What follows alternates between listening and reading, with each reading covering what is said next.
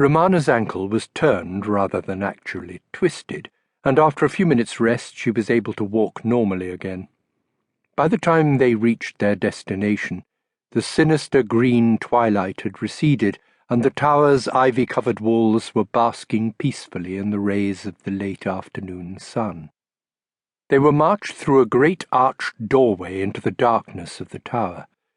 Habris led them up a long, spiral staircase, along a gloomy corridor, and finally through a set of double doors, at which stood more armed guards. "You'll wait here, please. Do not move."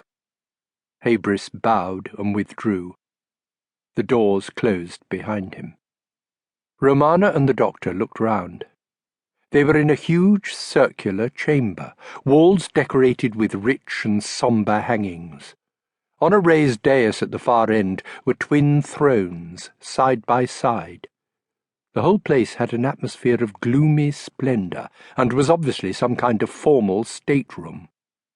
Yet there was something odd about it, too, thought Romana, something incongruous, as though the room had originally been designed for some other purpose altogether.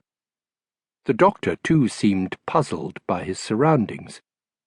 Disregarding Habris's order to stay put, he began prowling about the room. "Funny about the windows." "There aren't any windows." "Exactly," said the doctor. "And then there's the general architectural style. Rococo, would you call it?" "No, I wouldn't." "Neither would I."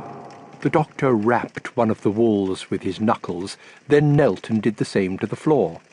He looked up at the puzzled Romana. "Just testing a theory." Looking over the doctor's shoulder, Romana gave a sudden gasp of horror. The doctor straightened up and turned around. Two figures stood before the twin thrones. Presumably they had come through some hidden door, but the general effect was as if they had materialized from nowhere. There was a man and a woman, both tall and thin, with white faces and glittering black eyes, both gorgeously robed. They reminded him of something, thought the doctor, and suddenly he realized what it was.